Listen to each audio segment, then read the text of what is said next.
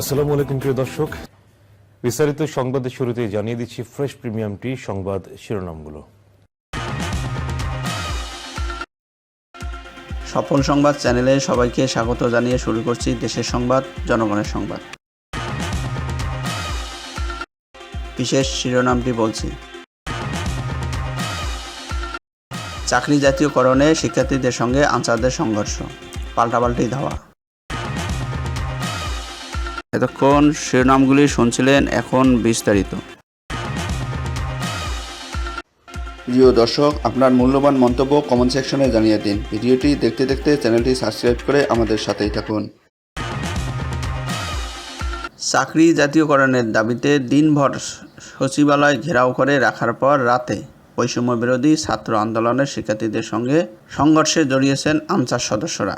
গতকাল রবিবার রাত 9:30টার দিকে সচিবালয়ের সামনে দুই পক্ষের সংঘর্ষে বৈষম্য বিরোধী ছাত্র আন্দোলনের অন্যতম সমন্বয়ক হাসানাত আবদুল্লাহ, প্রথম আলোর ঢাকা বিশ্ববিদ্যালয় প্রতিবেদক আসিফ হাওলাদার সহ অন্তত 40 জন শিক্ষার্থী আহত হন।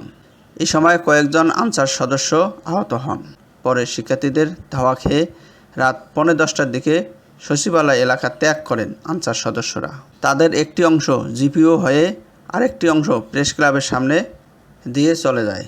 সচিবালয়ে আনসার সদস্যরা বৈষম্য বিরোধী ছাত্র আন্দোলনের সমন্বয়ক ও অন্তর্বর্তীকালীন সরকারের উপদেষ্টা নাহিদ ইসলাম, সমন্বয়ক জার্সিস আলম ও হাসানাত আবদুল্লাহ সহ অনেককে আটকে রেখেছেন। রাতে এমন খবর ছড়িয়ে পড়ার পর ঢাকা বিশ্ববিদ্যালয়ের বিভিন্ন হল থেকে টিএসসির রাজু ভাস্কর্যে জড়ো হন শিক্ষার্থীরা। আনসার সদস্যদের প্রতিহত করতে তারা মিছিল নিয়ে সচিবালয় এলাকায় যান। এ সময় দুই পক্ষের মধ্যে পাল্টাপাল্টি ধাওয়া ও সংঘর্ষের ঘটনা ঘটে। পুলিশ পরিস্থিতি নিয়ন্ত্রণে কয়েকটি সাউন্ড গ্রেনেড ছোড়ে।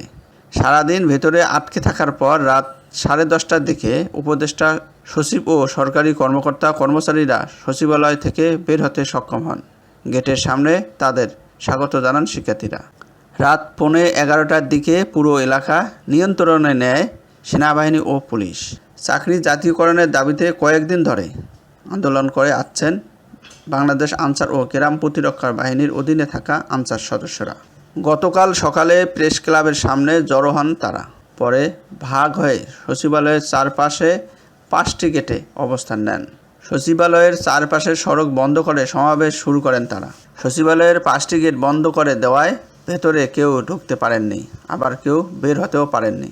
বেলা 2:30টার দিকে আনসার সদস্যদের কাছে আসেন অন্তর্বর্তীকালীন সরকারের উপদেষ্টা নাহিদ ইসলাম ও আসিফ মাহমুদ। আনসার সদস্যদের দাবি যৌক্তিক উল্লেখ করে মেনে নেওয়ার আশ্বাস দেন দুই উপদেষ্টা। বিকেল 4টায় সচিবালয়ে স্বরাষ্ট্র উপদেষ্টার সঙ্গে বৈঠকে বসেন আনসার সদস্যের 7 প্রতিনিধি। বৈঠক শেষে স্বরাষ্ট্র উপদেষ্টা লেফটেন্যান্ট জেনারেল জাহাঙ্গীর আলম সাংবাদিকদের বলেন, আনসারদের মধ্যে বিশ্রামের যে প্রথা চালু আছে সেটা থাকবে না, তারা নিয়মিত চাকরি করে যেতে পারবেন। বিকেলেই আনসারদের দাবি পরীক্ষা নিরীক্ষা করে 7 সদস্যের কমিটি গঠন করে স্বরাষ্ট্র মন্ত্রণালয়। এ সময় আনসার সদস্যের কর্মস্থলে ফিরে যাওয়ার অনুরোধ জানানো হয়, কিন্তু বিকেল 5টার দিকে আনসার সদস্যরা কর্মকর্তাদের ভেতরে জিম্মি করে তাদের প্রধান দাবি চাকরি জাতীয়করণ করতে চাপ দেন।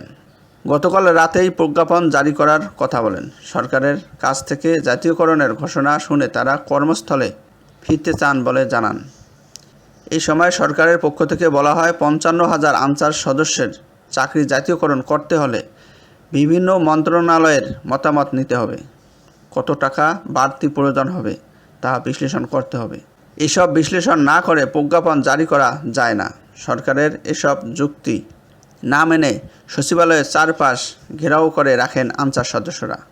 তারা সচিবালয়ের ভেতর থেকে কাউকে বের হতে দেননি। ভেতরে অধিকাংশ কর্মকর্তা আটকা পড়েন। এভাবে চলতে থাকে রাত 9:30 পর্যন্ত।